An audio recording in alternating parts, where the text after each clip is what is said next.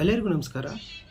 T20 cricket ಹೆಚ್ಚಾದಂತೆಲ್ಲ ಬೌಲರ್ಗಳು ಹೆಚ್ಚು ದಂಡನೆಗೆ ಒಳಗಾಗ್ತಾ ಇದ್ದಾರೆ. 80ರ ದಶಕ ಮತ್ತು 90ರ ದಶಕದಲ್ಲಿ ಬೌಲರ್ಗಳಿಗೆ ಹೆಚ್ಚಿನ ಆದ್ಯತೆ ಇತ್ತು, ಗೌರವ ಇತ್ತು. ಅವರು ಪಂದ್ಯವನ್ನು ಗೆಲ್ಲಿಸಿಕೊಡುವಲ್ಲಿ ಪ್ರಮುಖವಾದಂಥ ಪಾತ್ರವನ್ನು ವಹಿಸ್ತಾ ಇದ್ರು. ಇತ್ತೀಚಿನ ದಿನಗಳಲ್ಲಿ T20 ಕ್ರಿಕೆಟ್ ಹೆಚ್ಚಾದಂತೆಲ್ಲ ಬೌಲರ್ಗಳು ದಂಡನೆಗೆ ಒಳಗಾಗ್ತಾ ಇರೋದ್ರಿಂದ ಅವರು ತಮ್ಮ ಬೌಲಿಂಗ್ನಲ್ಲಿ ಒಂದಷ್ಟು ವೇರಿಯೇಷನ್ಗಳನ್ನು ಮಾಡ್ಕೊಳ್ಳೋದಕ್ಕೆ ಮುಂದಾಗಿದ್ದಾರೆ. ಅದರಲ್ಲಿ ಒಂದೇದು ಸ್ಲೋ ಬಾಲನ್ನು ಎಸಿತಕ್ಕಂಥದ್ದು.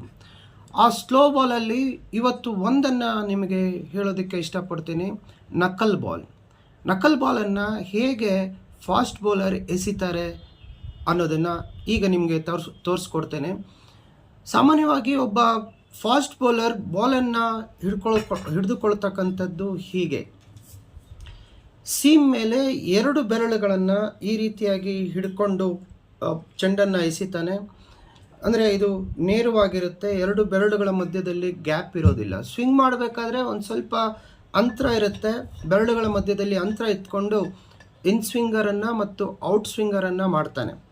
ಆದರೆ ಅದೇ ನಕಲ್ ಬಾಲನ್ನು ಮಾಡಬೇಕಾದ್ರೆ, ಆ ನಕಲ್ ಬಾಲ್ ಮಾಡಿದ್ರೆ ಚೆಂಡು ನಿಧಾನಗತಿಯಲ್ಲಿ ಹೋಗುತ್ತೆ, ಪಿಚ್ ಮೇಲೆ ಬಿದ್ದು ನಿಧಾನವಾಗಿ ಬ್ಯಾಟ್ಸ್ಮನ್ ಕಡೆಗೆ ಚಲಿಸುತ್ತೆ.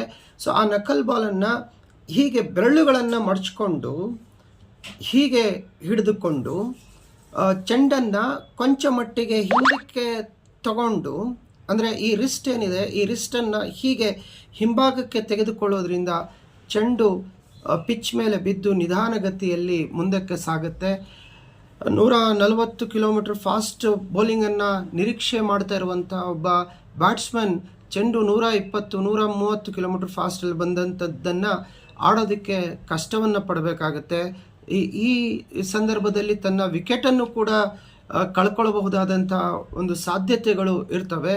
ಹೀಗಾಗಿ ಈ ರೀತಿಯ ಹೊಸ ಪ್ರಯೋಗಗಳು ಬೌಲರ್ಗಳಿಗೆ ಕೊಂಚ ಮಟ್ಟಿಗೆ ನಿಟ್ಟುಸಿರನ್ನು ಬಿಡೋದಕ್ಕೆ ಅವಕಾಶವನ್ನು ಮಾಡಿಕೊಡ್ತಾ ಇದ್ದಾವೆ.